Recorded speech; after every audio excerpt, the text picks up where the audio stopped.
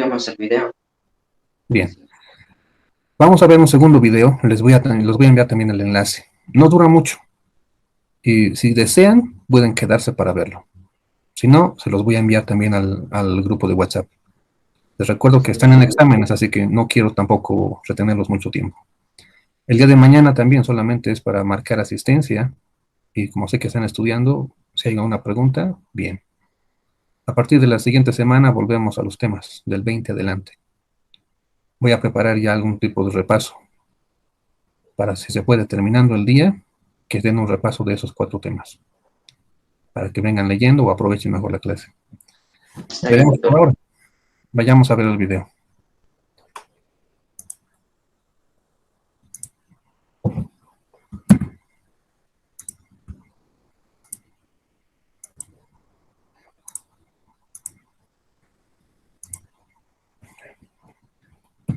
No sé si ya les ha aparecido la pantalla o todavía no.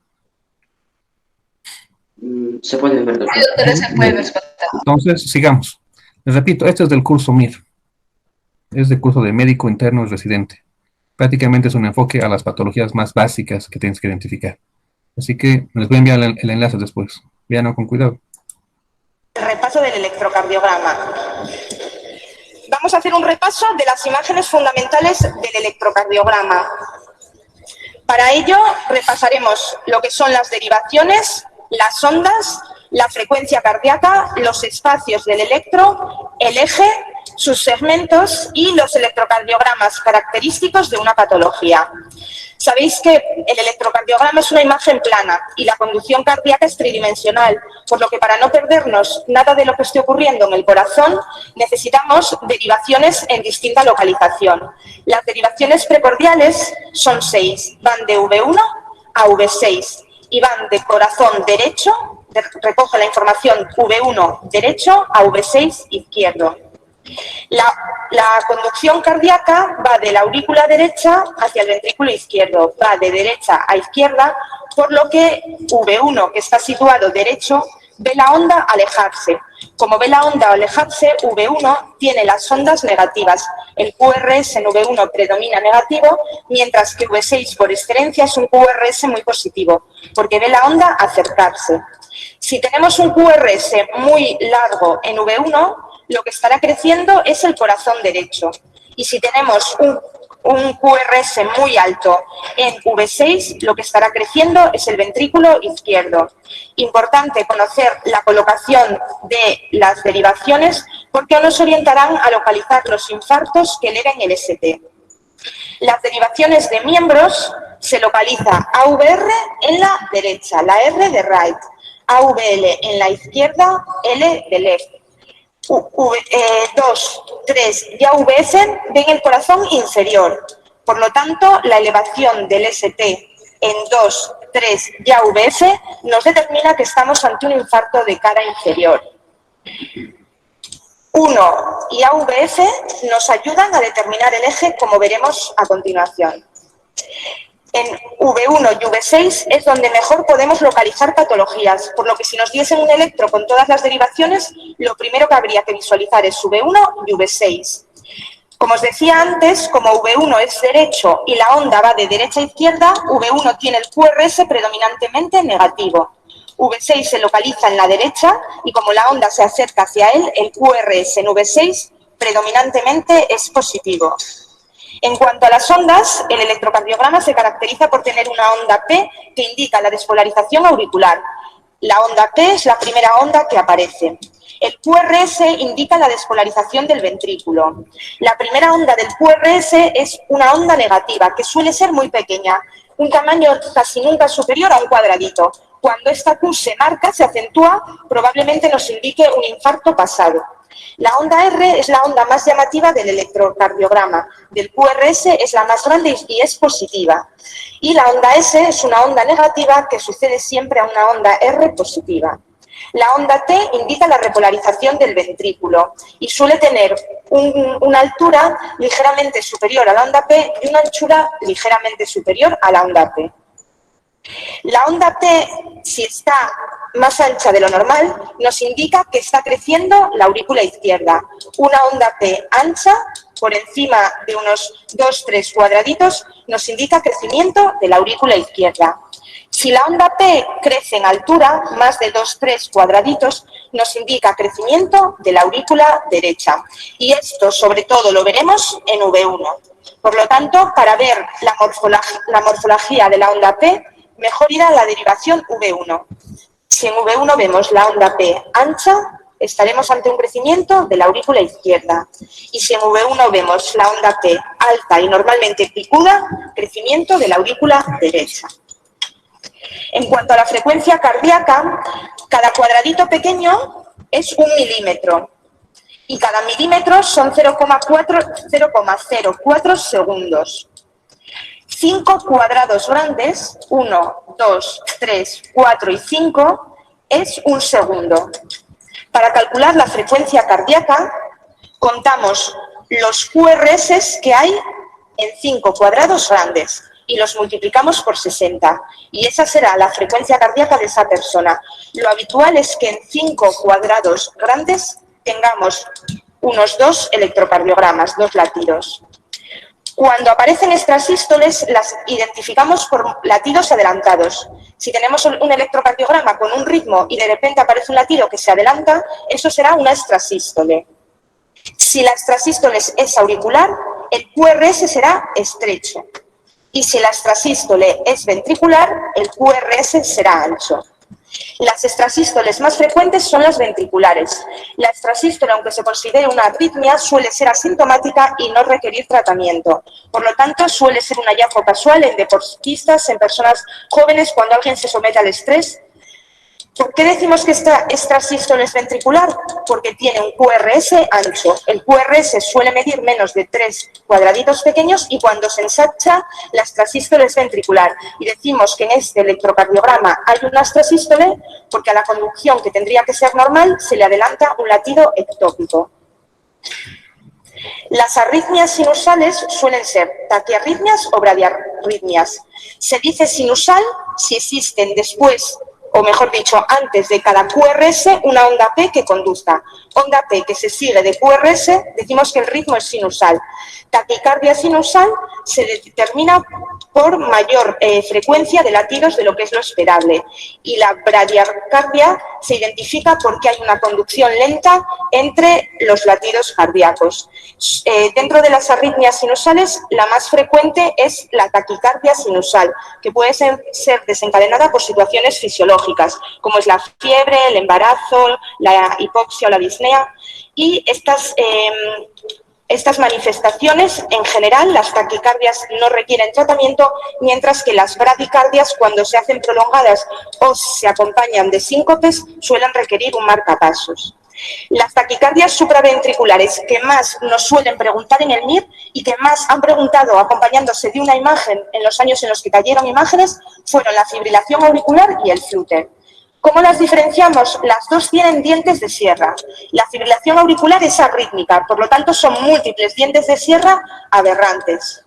El flúter auricular lleva un ritmo, por lo tanto, entre cada QRS siempre hay el mismo número de ondas F. Suelen ser 3 o 2. La conducción suele ser rítmica con un ritmo 2:1, 2 ondas P por cada QRS o 3 ondas P por cada QRS.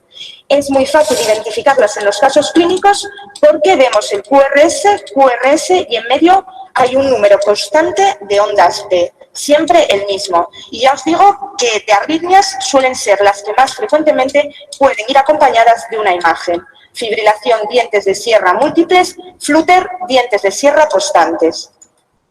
La taquicardia ventricular sería un caso clínico de un paciente en el que nos dicen que ha pasado un infarto agudo de miocardio. El antecedente suele ser un infarto y se caracteriza porque el QRS es aberrantemente ancho y varios QRS muy continuos sin identificarse bien la onda P. Son muy próximos los QRS y están tan juntos que se pierde la identificación de las ondas P y las ondas T.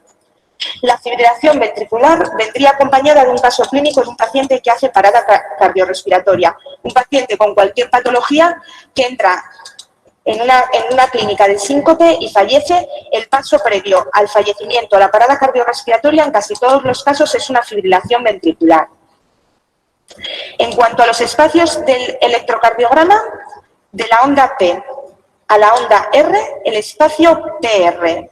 De la onda Q a la onda T, el espacio QT. Y también hay que conocer el ancho del QRS. De mayor a menor, el QT suele medir 2 cuadrados grandes o lo que es lo mismo, 10 milímetros, 10 cuadraditos. El QT debería de medir por debajo de 10 milímetros, de 10 cuadraditos pequeños o 2 cuadrados grandes.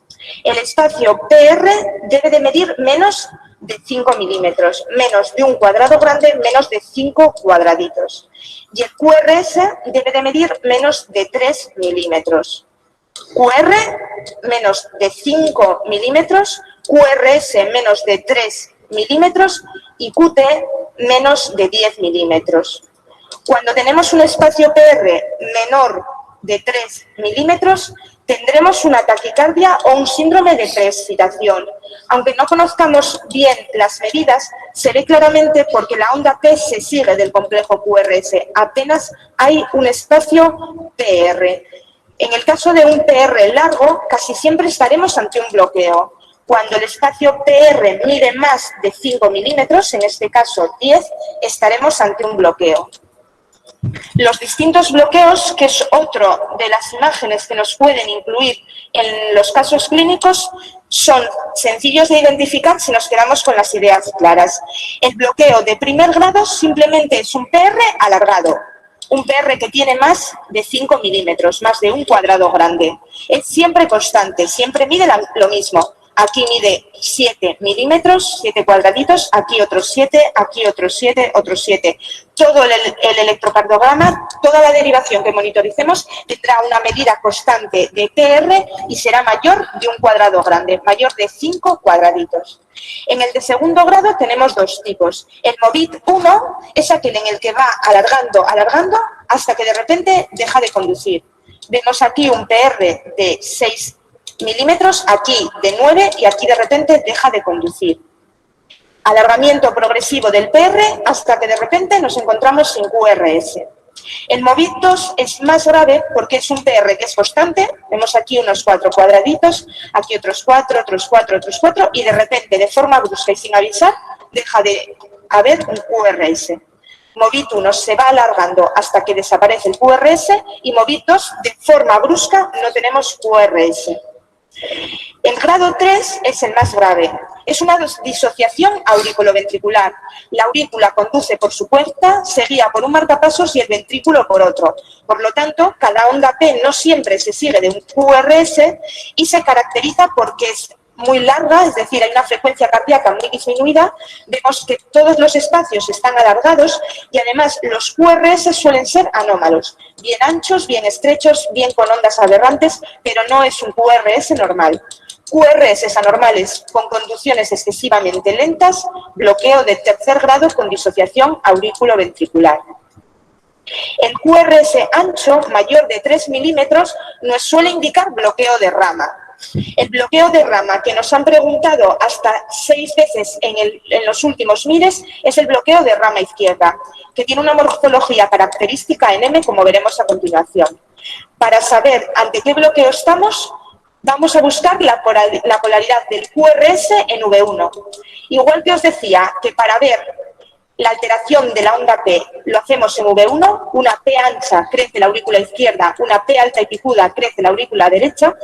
Para ver las aberraciones en los bloqueos de rama vamos a V1. Si en V1 el QRS está ensanchado a costa de una onda positiva, estará bloqueada la rama derecha. Y si en V1 la onda que es ancha, el QRS está ensanchado a costa de una onda negativa, el bloqueo será izquierdo. Pero además, en el bloqueo izquierdo, lo que se produce es que el corazón intenta transmitir a través de un haz, pero como se bloquea, lo hace a través de otro. ¿Qué tenemos en V6, que es hacia donde se dirige la conducción ventricular? Primero se intenta transmitir la onda por una rama. Como esa rama se bloquea, tenemos una segunda rama. Por eso, la morfología del QRS en bloqueo de rama izquierda es muy característica en V6. Tenemos una R', y nos lo suelen dar en los casos clínicos. Nos dicen, en el electrocardiograma de un paciente se detecta un QRS característico con R'. Doble onda positiva, morfología en M, si lo vemos en V6, es bloqueo de la rama izquierda. En cuanto al eje cardíaco, lo calculamos a través de AVF, hacia abajo, la derivación 1 hacia la izquierda. Mirad, en 1, si el QRS es positivo, iría hacia este lado, si es negativo, hacia este otro. En AVF, si el QRS es positivo, iría hacia abajo, si es negativo, hacia arriba. Normalmente, en la derivación 1 y en la derivación AVF, el QRS es positivo y por eso el eje fisiológico está en entre menos 30 y más 100 grados. Lo habitual es que se sitúe en esta localización. Por lo tanto, con ondas positivas en 1 y en AVF. Si el eje es más negativo que menos 30, es de menos 60, menos 90, menos 100, el eje está desviado hacia la izquierda. Y si es más positivo de más 100, más 120, más 180, el eje estará desviado hacia la derecha. En cuanto a los segmentos del electrocardiograma, el único que debemos de dominar es el ST. Un ST ascendido nos habla de un escasez y nos permite localizar la lesión, la corriente subepicárdica.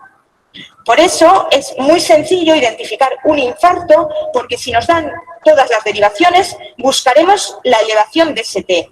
En aquellas derivaciones que esté elevado es donde tenemos que localizar el infarto. Si ST, en vez de elevarse, desciende, el escasez no nos localiza la lesión. Será un daño difuso, será una oclusión incompleta, habrá circulación colateral que supla y no podremos localizar. Estaremos ante una angina. El infarto con onda Q característica, a los pocos minutos produce una elevación del ST. Por eso, si nos dan la clínica de un paciente que acude al servicio de urgencias con dolor precordial y le hacen un electro, lo que tendremos que buscar es la elevación del ST, porque en los primeros minutos del infarto es lo que vemos. Posteriormente, el ST va descendiendo y se sigue de una inversión de la onda T acompañado de un descenso de la onda Q. La onda Q es una onda negativa, pero suele ser de muy pequeño tamaño. La onda Q siempre es muy inferior a un cuarto de la onda R. Si la onda Q crece, estaremos ante un infarto, pero ya habrán pasado ya horas y generalmente días. ¿En qué personas os parece que podamos tener una onda Q asintomática, que sea el hallazgo casual en un electrocardiograma de onda Q, sin que tengamos datos de que en los días previos haya tenido un infarto? En un diabético. Las personas que tienen muy buena tolerancia al sufrimiento porque sufren poco dolor pueden llegar a un servicio de urgencias o a un preoperatorio y hallarse una onda Q. Fuera de estos casos, el infarto se manifiesta con severo dolor precordial y vemos una elevación del ST. Y de forma tardía nos quedaría ya para siempre una inversión de la onda Q que nos indicaría la isquemia y una T invertida. La lesión subepicárdica que produce oclusión completa da lugar a ondas T picudas y altas y ascenso del ST. Posteriormente, el ST disminuye y llega a aplanarse. Si pasados unos meses un paciente que ha sufrido un infarto persiste con elevación del ST, deberíamos de pensar en un aneurisma. Por lo tanto, un dato clínico de un paciente que ha pasado un infarto en los meses pasados y, sin embargo, el médico que la atiende se extraña porque persiste con elevación del ST, pensaremos en un aneurisma. Posteriormente, una vez que aparece la onda Q, se negativiza la onda T y esto suele ser simultáneo. La onda Q indica necrosis, el daño ya probablemente sea irreversible y también nos indicaría que el tratamiento para intentar abrir o aumentar la vascularización va a ser infructuoso. Por lo tanto, comenzamos con segmento ST elevado, que nos va a ayudar a identificar dónde se está produciendo el infarto y de forma tardía tendremos una onda Q invertida y una onda T también invertida. La lesión subendocárdica produce suboclusión. El vaso no se cierra porque esa misma zona del corazón está irrigada por otros vasos que suplen con circulación colateral. En vez de ascenso del ST, tendremos un descenso y no nos va a ayudar a localizar la lesión. Esto es típico de la angina inestable y en el caso de que haya una elevación enzimática, será un infarto sin onda Q, un escasez sin elevación de ST. ¿Cómo localizamos los infartos? Si no podemos acordarnos de todo porque es complicado, nos acordaremos siempre de qué cara nos vamos a acordar, de la inferior. Y de la inferior, si se acompaña de alteración en V3R y V4R, infarto inferior y alteración en V3R, V4R, derecho. Esos son los más preguntados en el MIR. En los últimos 10 años lo han preguntado hasta 7 veces, el infarto de cara inferior. Pero vamos a intentar repasar todos. Si tenemos una aparición de elevación de ST en V1 y V2, el infarto será septal. V1 y V2 ven el septo. Si tenemos una elevación de ST en V3 y V4, V3 y V4 ven la parte anterior del corazón. Si se produce en 1 AVL, 1 y AVL, y en V5 y V6 es el lateral del corazón lo que vemos. 1 AVL, V5 y V6. El ventrículo derecho se suele asociar de infarto inferior, 2, 3 y AVF, y además en V3R, V4R. La cara inferior, la más preguntada, la ven 2, 3 y AVF. Y el infarto posterior simplemente es una imagen en espejo del septal. Por lo tanto, el infarto posterior, en vez de tener una característica onda Q, tendrá una onda R en V1 y V2. Como os dije al principio, V1 ve la onda alejarse, por lo tanto en V1 el QRS predomina negativo. Si en V1 tenemos una onda R llamativamente positiva y el ST está descendido, estaremos viendo el espejo de un infarto y el infarto se está produciendo en la cara posterior. Infarto que me gustaría que recordaseis, el del ventrículo derecho.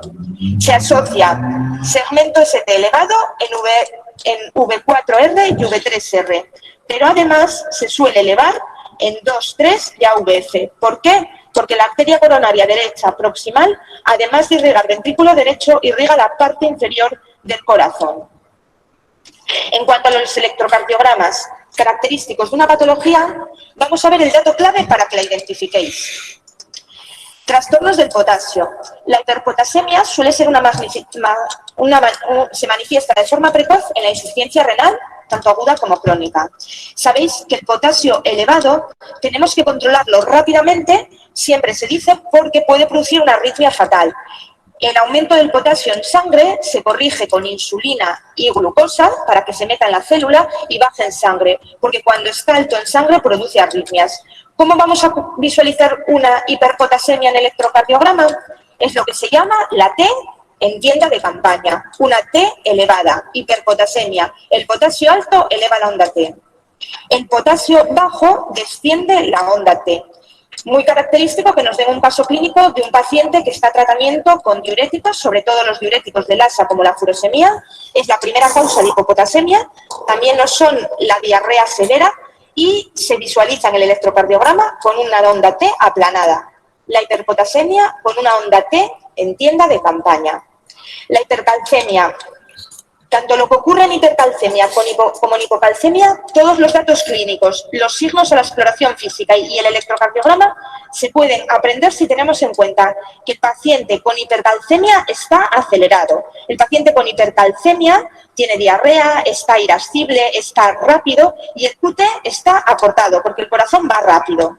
Hipercalcemia, el corazón está acelerado, un QT corto.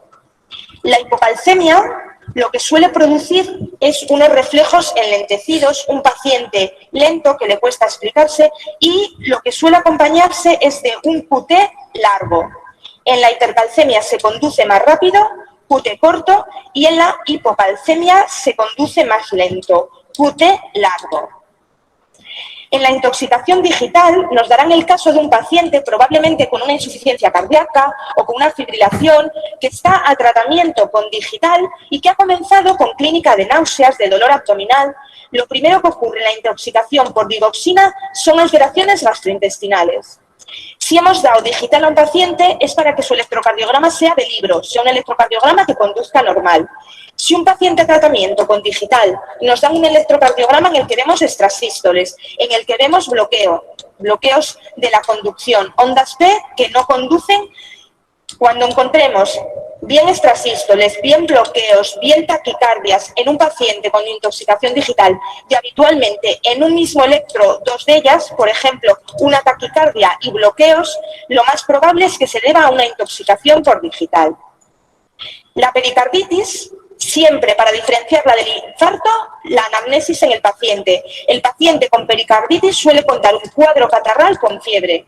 En los últimos 5 meses sabéis que lo han preguntado 3 veces y siempre el paciente acaba de pasar por fiebre y gripe. Pero es que además la pericarditis nunca tiene descenso de la onda Q. Es un ascenso del ST, por lo tanto en la fase aguda la pericarditis y el infarto se parecen, pero la onda S, el segmento ST en la pericarditis, se aplana y se sigue de un descenso de la onda T. Como vemos, la onda Q permanece inalterable en la pericarditis. Y además en la pericarditis domina el cuadro catarral y la fiebre, y en el infarto domina el dolor precordial. Y por último, como última enfermedad en la que es muy característico el electrocardiograma, en el taponamiento pericárdico. Siempre que haya derrame pericárdico, el corazón conduce mal. Las derivaciones no pactan y se ven ondas muy disminuidas de voltaje. Cuando vemos en todas las derivaciones que el voltaje es disminuido, tendremos que pensar que hay derrame pericárdico. Y si nos dan otra clínica del taponamiento, como puede ser la hipotensión, la taquicardia, eso será clínica clara de taponamiento pericárdico. Bajo voltaje, derrame en el pericardio, si además se acompaña de hipotensión, taquicardia, hay que pensar en un taponamiento. Mirad, esto que os he puesto lo vamos a colgar en la web. Es probablemente lo más importante y lo que os puedan preguntar en los casos clínicos. Acordaos siempre que... Bien.